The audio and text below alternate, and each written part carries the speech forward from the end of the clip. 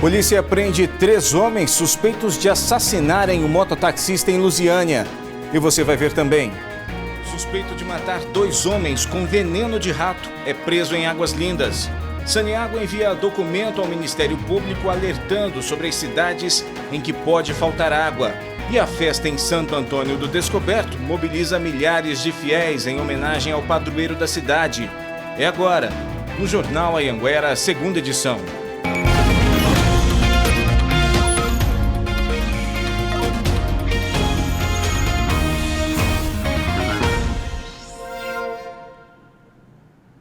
Olá, muito boa noite. Obrigado pela sua companhia. Moradores do bairro Estrela d'Alva 3, aqui em Lusiânia, nos enviaram mensagens reclamando da falta de água.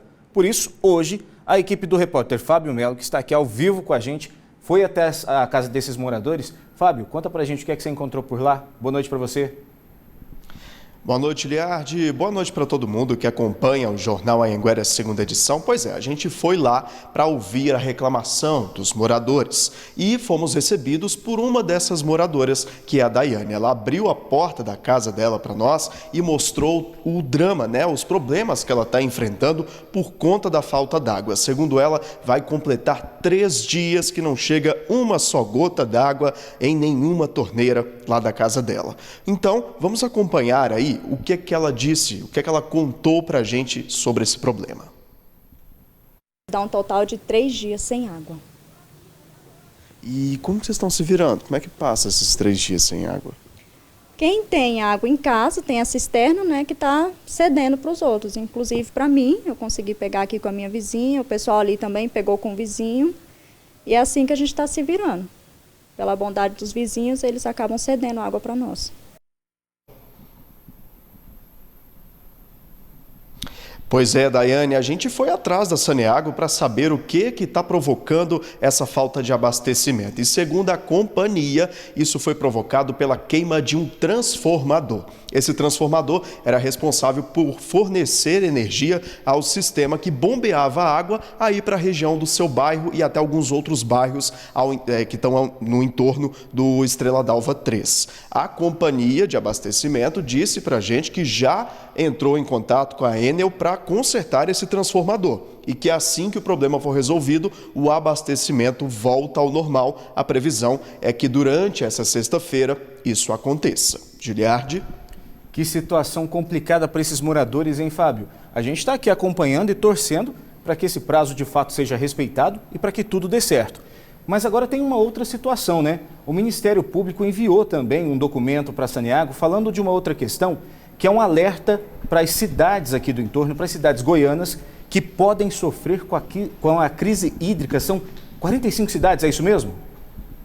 É isso mesmo, Giliardi. Esse documento foi enviado pela própria Saneago ao Ministério Público, contando aí sobre alguns problemas que podem acontecer no decorrer do ano por conta da época da estiagem. A gente sabe que o período de estiagem vai mais ou menos até outubro, então até lá, com poucas chuvas, alguns cuidados devem ser tomados. Ao todo, em todo o estado, são 45 cidades que podem ter algum problema e aí, por conta disso, esse documento foi enviado lá para o Ministério Público. Olha só, Giliardi, a gente tem aqui uma relação de cidades do entorno aqui de Brasília que estão nessa lista, estão entre essas 45 cidades. São elas, Cristalina, Lusiânia, Cidade Ocidental, Novo Gama, Formosa, Planaltina de Goiás e Valparaíso. Nestes casos, como a gente está falando aí, esse documento foi enviado para falar sobre esses problemas, mas também para alertar que algumas coisas devem ser feitas para evitar a crise hídrica. Entre essas coisas estão campanhas educativas e ainda, além do combate e redução das perdas na hora da rede ali de abastecimento. Aí é uma atividade que a própria Saneago tem para evitar as perdas e aí, evitando as perdas, evitar uma crise hídrica. Olha só, o Ministério Público informou que encaminhou esse documento para o Centro de Apoio Operacional do Meio Ambiente e que cada promotoria de cada uma dessas cidades que constam nesse documento tem aí a liberdade de tomar as devidas providências para evitar que até outubro, ou quem sabe até o final do ano, a gente não tenha, na verdade, uma crise hídrica. Tá certo, Fábio. Obrigado por suas informações. Mas, além desse documento, acima de tudo, cada um precisa fazer a sua parte também. Bom trabalho para você. E 3 homens foram presos aqui em Lusiânia suspeitos de assassinato. Segundo a polícia, os homens foram presos depois de uma operação aqui na região do entorno. Os 3 são suspeitos de assassinar um mototaxista no Parque JK há 1 ano.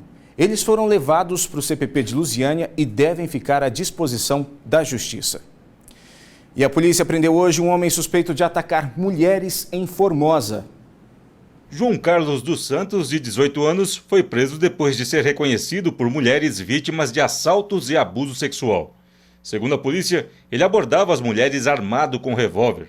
Ele roubava os pertences das vítimas e as obrigava a entrar em um terreno baldio e abusava delas.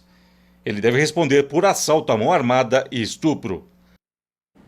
Vamos para a nossa primeira pausa para os comerciais e a seguir, polícia recaptura foragido do presídio de Cristalina. Ele estava escondido numa boca de fumo da cidade. E ainda, suspeito de assassinar 2 homens envenenado, é preso em Águas Lindas. Agora são 7h21. A gente volta já.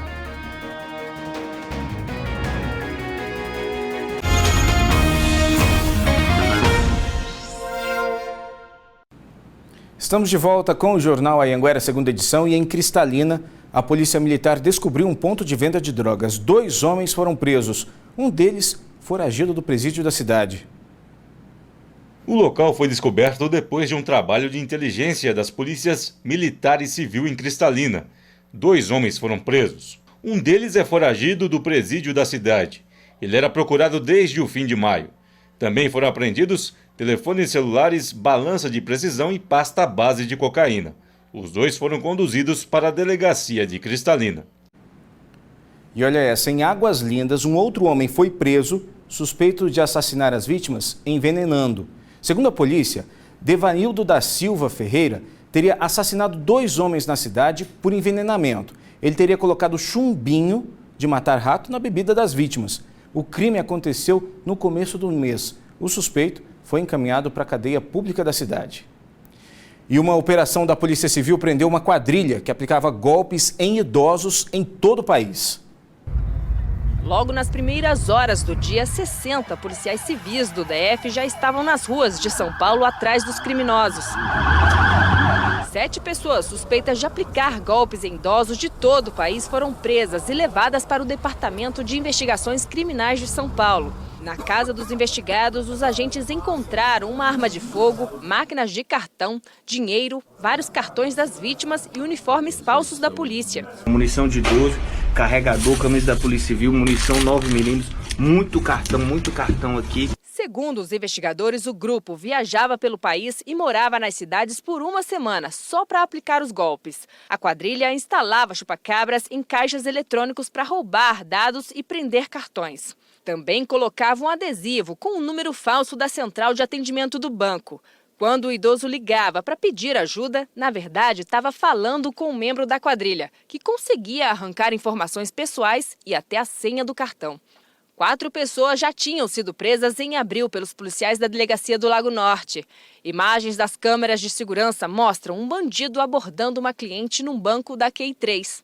Segundo os investigadores, os criminosos tinham como meta conseguir R$10 mil por semana com os golpes. A polícia estima que eles conseguiram R$2 milhões desde 2017. Os bandidos faziam saques, compravam roupas e joias. Só no DF, pelo menos 20 idosos foram vítimas da quadrilha. Eles estavam lavando o dinheiro obtido através do cartão das vítimas e transferindo para contas bancárias diversas, muitas vezes até inserindo na economia formal como se lícitos esses valores fossem. Situação absurda, né?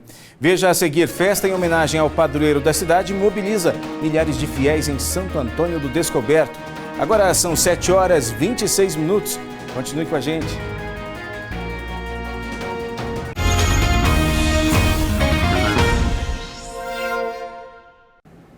Muita atenção para essa informação. A Organização Mundial da Saúde, a OMS, divulgou um dado preocupante. todos os dias ocorre 1 milhão de novas infecções de doenças sexualmente transmissíveis. A falta de prevenção está entre as causas.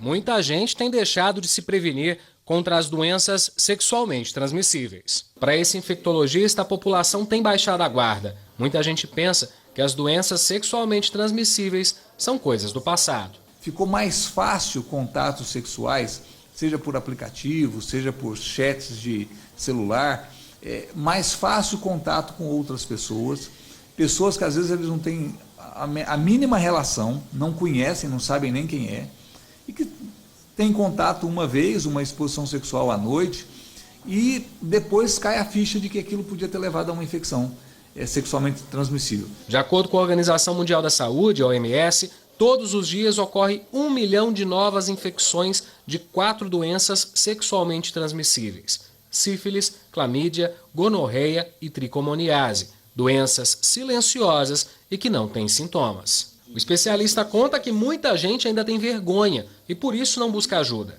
Ele alerta ainda que a sífilis ameaça cada vez mais gestantes. O drama é que a doença passa de mãe para filho. Quando eu diagnostico uma criança com sífilis congênita, às vezes eu não tenho nem muito o que fazer mais. O dano pode ser irreversível. Quando eu previno a infecção na gestante, eu evito que todo esse transtorno para a criança e para a família. E se tem uma coisa que nunca sai de moda quando o assunto é prevenção, tá aí: o preservativo.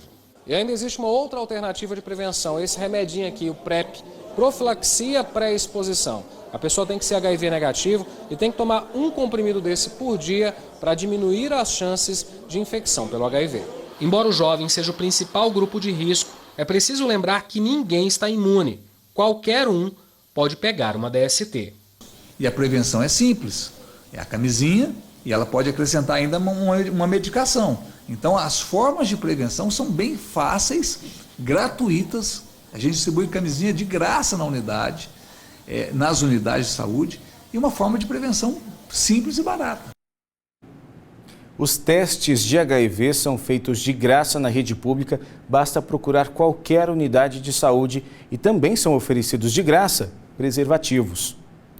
E hoje é o dia de Santo Antônio, santo casamenteiro, e na cidade de Santo Antônio Descoberto, o dia foi de comemoração. Você vai ver agora como é produzido o pão, que é considerado milagroso. Uma festa que une a fé, cultura e simbolismo. São 249 anos de história. Santo Antônio, padroeiro dos pobres, é também o protetor dos casais. E para os fiéis conseguirem agradecer tantas bênçãos recebidas, são 13 dias de comemoração. Se não fosse nosso santo aqui para nos proteger, que a cidade ninguém cuida, só dele que cuida, só o santo que cuida. E mesmo com a chegada mansa, ainda há tempo para adorar a bandeira, o maior símbolo da festa que chega ao seu último dia. É uma festa muito bonita. E assim, é muito trabalho, mas quando chega no final, é muito prazeroso. Quando sobe em cima desse altar aqui, que está com a bandeira, que vê a igreja cheia de gente, é muito prazeroso. E a fé pode ser demonstrada de várias formas, estampada na camisa ou guardada no coração. Se a gente não tiver fé em Deus, né, o que vai querer ser da gente, não é? Então a gente pode agradecer a Deus, a graça maravilhosa que Ele faz com nós, com todos nós aqui, né? E só de eu estar com saúde é a melhor coisa na minha vida e meus filhos também. Todo mundo com saúde. E na cozinha do Santuário Santo Antônio, uma outra tradição, a produção dos pãezinhos do santo. E eles são milagrosos, viu? Reza a lenda que se colocar no pote de farinha ou até mesmo de arroz, traz fartura. Agora, se na cozinha da igreja tem um pãozinho aqui no pote de farinha, imagina na casa dos fiéis, que acreditam também que se comer o pão com muita fé, pode trazer um namorado ou até mesmo um marido. Quando Santo Antônio, em vida, ele pegava os pães do convento e doava aos pobres e doentes. E muitos eram curados. Surge aí uma tradição de ter o pãozinho de Santo Antônio na festa do Santo Padroeiro. Então, onde tem Santo Antônio, tem que ter pãozinho. E onde tem pãozinho, tem bênção, tem fartura, tem festa, tem folia, tem alegria. E o pão santo é produzido assim, por 15 rezadeiras da cidade. Das fornadas saem cerca de 5.000 pães por dia de festa. Mas elas não se cansam e se mantêm em cantoria. Pode até dizer que é um ingrediente a mais na receita secreta. A intercessão do Santo Padroeiro. É porque a oração que nos permanece de pé, né? Através da oração que a gente consegue vencer todas as batalhas, né? E nas histórias das Marias desta cozinha, uma de agradecimento ao santo, à festa, a oportunidade de se engrandecer e servir o próximo. E hoje eu estou pagando a graça, 13 dias que eu pedi a oportunidade e ele me deu essa graça de eu estar aqui fazendo os 13 dias de pãozinho dele. E olha só, agora à noite ainda tem festa em Santo Antônio do Descoberto com a distribuição desse pãozinho milagroso. Lógico, a Nayara Santos trouxe para toda a equipe. A gente já dividiu aqui, cada um fez a sua intenção, né? Ninguém contou nada para ninguém, mas a gente imagina o que cada um pediu. E o Jornal Anhanguera, segunda edição de hoje, fica por aqui. Para você, uma boa noite. Olha só outras notícias do estado amanhã cedinho no Bom Dia Goiás e a gente volta a se ver amanhã. Tchau!